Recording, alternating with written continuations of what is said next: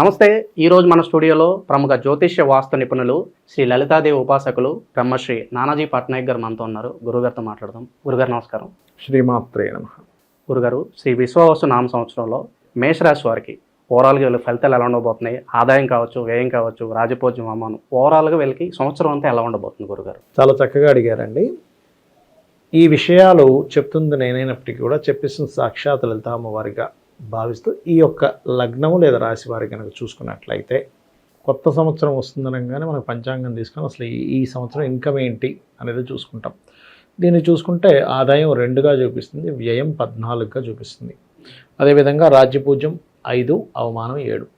రాజ్యపూజ్యము అంటే మనల్ని మెచ్చుకునేవాళ్ళు, అవమానం అంటే మనం ఎక్కడ తప్పు చేస్తే పట్టుకుందామా అని చెప్పి చూసేవాళ్ళు, మన మీద నిందలు వేసేవాళ్ళు 7గా ఉంది. అది అయితే ఇక్కడ ఎప్పుడు కూడా చాలామంది ఏం చేస్తుంటారంటే అయ్యో 5, 2, 14 అన్నాం కదా అమ్మో అని చెప్పి భయపడుతూ ఉంటారు. కానీ నేనేం చెప్తానంటే వాళ్ళ పర్సనల్ చార్ట్లో ధనయోగాలు నడుస్తున్నాయి అనుకోండి, ఏం టెన్షన్ పడాల్సిన అవసరం లేదు. సో అందరికీ వర్తించు అంటారు? అందరికీ వర్తించదు. వాళ్ళ పర్సనల్ చార్ట్లో బాగా ధనయోగం నడుస్తుంది, లేదు ధనయోగం నడవట్లేదు, మరి అప్పుడేమిటి? మరి ఈ సంవత్సరం నేను సంవత్సరంతో కలిపి 2 లక్షలే సంపాదించి 14 లక్షలు ఖర్చు పెట్టాలంటే శాస్త్రం ఏం చెప్తుందంటే ఫ్రీ వీల్ అనేది ఒకటి ఉంటుంది. జాతకంతో మనం పుట్టాం ఒక కర్మతో, కానీ ఒక ఫ్రీ వీల్ అనేది ఉంటుంది. అది ఎట్లాగా అంటే మీకు 2వ అధిపతి ఎవరో పట్టుకోవాలి. మేషలగ్నం వారికి 2వ స్థానాధిపతి శుక్రుడు. ఈ శుక్రగ్రహానికి సంబంధించింది మీరు కనుక చేసుకుంటూ ఉంటే అందులో పర్టికులర్గా లలితాసహస్రనామాల్లో ఒక నామం పర్టికులర్గా ఉంటుంది. ఏమిటది అంటే ఓం సంపత్కరీ సమారూఢ సింధుర వ్రజ సేవితాయే నమః. ఈ నామాన్ని మీరు కనుక భక్తి శ్రద్ధలతో అమ్మవారు నాకు ఇస్తుంది ఈ నామం జపిస్తున్నాను అనుకుంటే ఖచ్చితంగా మీ ఫైనాన్షియల్ గ్రోత్ పెరుగుతుంది. అంటే ఇక్కడ ఎలా అంటే ఈ 14 ఇలాగే ఉంటుంది, కానీ ఈ 2 కాస్త 18కి వెళ్ళొచ్చు. అర్థమైందండి? ఇది మీ చేతుల్లో ఉంటుంది, ఇది మీ చేతుల్లో, ఖర్చు మీ చేతుల్లో లేకపోయినా మీ ఆదాయం మీ చేతుల్లో ఉందిగా, అలా ఉంటుంది. అలాగే ఇక్కడ ఖర్చు తగ్గడానికి కూడా మనం చూసుకోవాలి. ఎందుకంటే ఈ సంవత్సరం ప్రారంభం నుంచే షష్టగ్రహ కూటమితో ప్రారంభం అవుతుంది. అంటే మేషలగ్నం నుంచి లేదా మేషరాశి నుంచి 12వ స్థానంలో అధిక గ్రహాలు 6 గ్రహాలతో ప్రారంభం అవుతుంది. అందుకని ఏమిటి, ఈ ఖర్చు స్థానంలో కూడా అధికంగా ఉన్నాయి. అలాంటప్పుడు నేను ఒకటే చెప్తాను, మీకు ఒకవేళ ఖర్చు స్థానం ఎక్కువగా ఉంది, మీరింట్లో చేసే ప్రతి ఖర్చు మీ చేతిలో పెట్టండి. పాల బిల్లు దగ్గర నుంచి, కరెంటు బిల్లు దగ్గర నుంచి, సామాన్లు తెచ్చుకోవడం దగ్గర నుంచి, ఇంట్లో బట్టలు కొన్న దగ్గర నుంచి మీ చేతితో ఖర్చు పెట్టండి. అప్పుడు ఏమవుతుంది, మీరు ఖర్చు పెట్టేటువంటి యోగం ఆ రూపంలో అయిపోయింది. కామన్గా ఏమవుతుంది, ఇంట్లో ఒక 10,000, 20,000 ఖర్చు ఉందంటే అది ఏం చేస్తాం, వాళ్ళకి ఇచ్చేస్తాం, ఖర్చు పెట్టేసుకోండి. అలా కాకుండా మీ చేతులతో ఖర్చు పెట్టినప్పుడు ఏమవుతుందంటే ఆ కర్మ ఆ రూపంలో పోతుంది. రెండవది ఏంటంటే ఎప్పుడైనా ఈ ఖర్చు స్థానాలు ఎక్కువగా ఉన్నప్పుడు ఈ మేషం వారికి ఏదైనా దత్తాత్రేయ ఆలయంలో కానీ, గోశాలకి వెళ్ళి కానీ, గోశాలలో అక్కడ ఏదైనా సేవ చేయడం, ఖర్చు రూపంలో పోవాల్సింది సేవ రూపంలో ఖర్చు అయిపోతుంది. మీకు మరో రూపంలో ఏదో ప్రమాదం వచ్చి ఖర్చు అవ్వడం అనేటువంటిది జరగదు.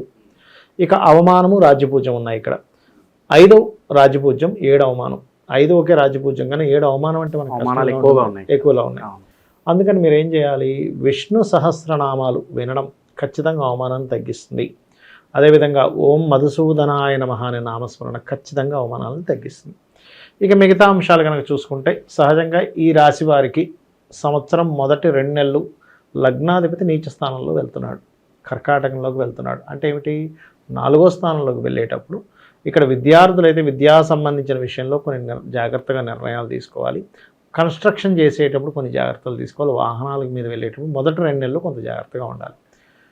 ఎందుకంటే కుజుడు నీచంలో ఉన్నాడు కదా. మరి ఏమిటండి, మరి కుజుడు నీచంలో ఉన్నాడు, అమ్మో నేను వెహికల్ మీద వెళ్ళొద్దా? చాలామంది అడిగే క్వశ్చన్ ఇది, అమ్మో వాహన ప్రమాదం మీద వెహికల్ మీద వెళ్ళొద్దా, బయటకు వెళ్ళొద్దా అంటే ఒకటే చెప్తాను, మీరు కనుక బయటకు వెళ్ళే ముందు ఒక్కసారి ఓం స్కందాయ నమః అనుకుని బయలుదేరితే ఏ ఇబ్బంది ఉండదు. కాకపోతే 4లో కుజుడు ఉన్నప్పుడు ఏంటంటే ఎలాంటి తప్పిదాలు జరుగుతాయంటే, ఇప్పుడు ఒక ఇల్లు కన్స్ట్రక్షన్ స్టార్ట్ చేస్తాం, ఏమవుతుంది, ఏదో చెప్పేస్తాం, మేస్త్రికి వెళ్ళిపోతే ఆయన అడ్డదిడ్డం కట్టేస్తారు. ఈరోజు ఇదెందుకు కట్టావు, ఇది మళ్ళీ కూడగొట్టండి. అలాంటి తప్పిదాలు జరగకుండా క్లియర్ కమ్యూనికేషన్, దగ్గరుండి అంతా మనమే చూసుకుంటుండాలి. ఎందుకు, నీచబడ్డ కుజుడు కదా, మీకు ఏదో ఒక ఖర్చుని ఇవ్వాలి. ఎందుకంటే ఖర్చు స్థానం పెరిగింది కదా. అక్కడ ఎంత ప్లానెడ్గా చేసుకున్నా మనం ఒకటి చెప్తే వాళ్ళు ఓపెన్ చేస్తుంటారు కన్స్ట్రక్షన్ విషయంలో, అది చూసుకోవాలి. అలాగే జూన్ వరకు కేతు 6లో ఉంటున్నాడు. 6వ స్థానం అంటే రుణ రోగ శత్రుస్థానము, మన పూర్వజన్మ కర్మస్థానం అంటారు దాన్ని. అందుకని మనకి జూన్ ఎండింగ్ వరకు కూడా అప్పులు ఇవ్వడం తీసుకోవడం అనేది చేయకండి అని చెప్తాను నేను. ఎందుకంటే ఎప్పుడు కూడా ఒక్కొక్క లగ్నంలో పుట్టినటువంటి వారికి ఒక్కొక్క రిలేటెడ్గా వాళ్ళ జన్మంలో కొన్ని ఇన్సిడెంట్స్తో ముడిపడి ఉండిపోతాయి. కొంతమందికి అప్పులు అయితే ఇంకొంతమందికి ఇంకోటి అలా ఉంటుంది. వీళ్ళకి పర్టికులర్గా అప్పులే, అంటే ఎవరికైనా ఇవ్వడం లేదా తీసుకోవడం. ఈ జూన్ వరకు మెయిన్గా చాలా జాగ్రత్తగా ఉండాలి. ఇక ఈ సంవత్సరం సంతాన సంబంధించిన విషయాలు ఎలా ఉంటాయి, లేనట్లయితే వ్యాపార సంబంధించినటువంటి విషయాలు ఎలా ఉంటాయి, వివాహ సంబంధించిన విషయాలు ఎలా ఉంటాయి, భార్యాభర్తల మధ్య సంబంధాలు కావచ్చు, సంబంధాలు కూడా ఎలా ఉంటాయని చూసుకున్నట్లయితే, ఒకటి మొదటి 2 నెలలు కొంత భార్యాభర్తల సంబంధాల విషయంలో జాగ్రత్తగా ఉండాలి. ఎందుకంటే లగ్నాధిపతి 4లోకి వెళ్ళి 7ను చూస్తున్నాడు. 12లో అధిక గ్రహాలు ఉన్నాయి. ఎప్పుడైనా 12లో అధిక గ్రహాలతో ప్రారంభమైనప్పుడు సంబంధాలు వెతుక్కునే విషయంలో కొంత స్ట్రెస్ ఉండడము అట్లా ఉంటుంది. కానీ ఎప్పుడైతే మీకు 3వ స్థానంలో గురువు మారుతాడు, ఎప్పటి నుంచి మే 15వ తేదీ నుంచి, ఎప్పుడు కూడా సంవత్సర ఫలితాల్లో ఈ మేజర్ ప్లానెట్స్ 4 ప్లానెట్స్ మెయిన్ అండి మనకి: శని, గురువు, రాహువు, కేతువు. ఈ రాహువు కేతువు ఒక ఎత్తు అయితే శని గురువులు ఒక ఎత్తు, జీవకర్మకారకం. మే 15 తర్వాత ఈ గురువు మిథునంలో ఉండి సప్తమ స్థానాన్ని వీక్షిస్తాడు. చాలామంది గురుబలము అంటే ఎంతసేపు లగ్నం మీద గురుబలమే అనుకుంటారు, అలాగే సప్తమం మీద గురుబలం ఉంటే వివాహం అవుతుంది. సో మే 15 తర్వాత వివాహ సంబంధించిన విషయాలు కుదరడానికి చాలా అనుకూలంగా ఉంటుంది వీరికి. అదొకటి మెయిన్గా చూసుకోవాలి, ఎందుకు మారుతున్నాడు కాబట్టి. అలాగే మే 15కి అది మారడం వల్ల లైఫ్ పార్ట్నర్స్తో, అంటే వివాహం చేసుకోవాలనుకునే వారికి బాగుండడము, పార్ట్నర్షిప్స్ దొరకడం. కొన్నిసార్లు మనం ఏదో పని చేద్దాం అనుకుంటాం కానీ పార్ట్నర్ దొరకడం మనకి, అలా పార్ట్నర్షిప్స్ దొరకడం అనేటువంటిది కూడా యోగిస్తుంది. అదేవిధంగా ఈ 12లోకి దశమాధిపతి శని 12లో ఉన్నప్పుడు ఏమవుతుందంటే, సర్వసాధారణంగా ఉన్న ప్రదేశం కాకుండా ఉద్యోగరీత్యా ఇతర ప్రదేశాలకు వెళ్ళడం ద్వారా లాభం ఉంటుంది. అంటే విదేశాలకు వెళ్ళి ఉద్యోగం చేద్దాము, లేకపోతే వేరే రాష్ట్రానికి, ఇప్పుడు ఇక్కడ ఉన్నాడు హైదరాబాద్లో ఉన్నాను అనుకోండి, బెంగళూరు వెళ్ళి జాబ్ చేయడము, బాంబే వెళ్ళడము, అట్లా. అంటే ఎగ్జాంపుల్ చెప్తున్నాను, బెంగళూరుకే వెళ్ళమని కాదు, ఏ బెంగళూరులోనే ఉన్నారు, లేకపోతే హైదరాబాద్ వచ్చి జాబ్ చేయడము. ఈ మార్పు వల్ల స్ట్రెస్ తగ్గుతుంది. మార్పు చేయడం వల్ల బాగుంటుంది. మీరు వెళ్ళడం కలిసి వస్తుంది అంటారు, బాగా ఖచ్చితంగా కలిసి వస్తుంది. అలాగే ఈ సంవత్సరం వీళ్ళు కొత్త వ్యాపారాలు ఏదైనా ప్రారంభిస్తారు, కానీ మొదటి 2 నెలలు వ్యాపారం జోలికి వెళ్ళొద్దు అని చెప్తాను నేను. ఎందుకంటే ఫస్ట్ 2 మంత్స్లో పంచగ్రహ కూటమి, షష్టగ్రహ కూటమి ఈ ప్రభావం ఎక్కువ ఉంటుంది, ఖర్చుల స్థానం ఎక్కువగా ఉంది.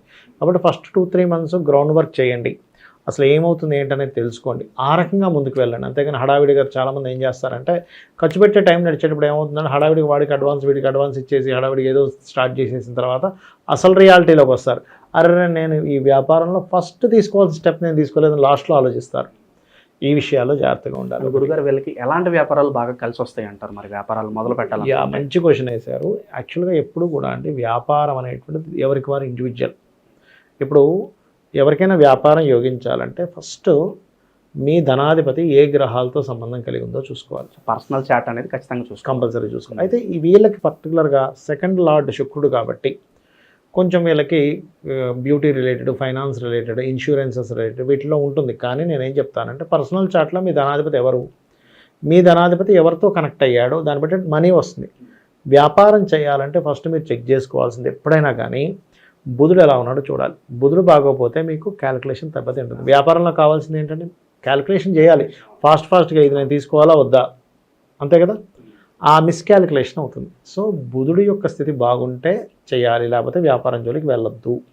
ఇంకొంతమంది ఏం చేస్తారు, లేదంటే మా జీవిత భాగస్వామి పేరు మీద చేస్తా అంటారు. ఫస్ట్ మీకు ఉంటేనే చేయండి, మీ జీవిత భాగస్వామి పేరు మీద చేయడం కాదు అక్కడ. అట్లాగే సర్వీసెస్ బిజినెస్సా, లేకపోతే సర్వీసెస్ ఓరియంటెడ్ బిజినెస్లా, ప్రోడక్ట్ ఓరియంటెడ్ బిజినెస్లా తెలుసుకోవాలి. అప్పుడు మీకు రైట్ టైం ఏంటి, ఇప్పుడు చేయాలా తర్వాత చేయాలి, ఇవన్నీ జాగ్రత్తలు తీసుకోవాలి ఎప్పుడు కూడా. అది ఇక వీళ్ళు ఎక్కువగా ఆరాధించాల్సిన దేవతా స్వరూపం కూడా సూర్య భగవాను ఎక్కువ ఆరాధిస్తే అన్ని విధాలా వీరికి బాగుంటుంది. సో ఓవరాల్గా ఈ విశ్వ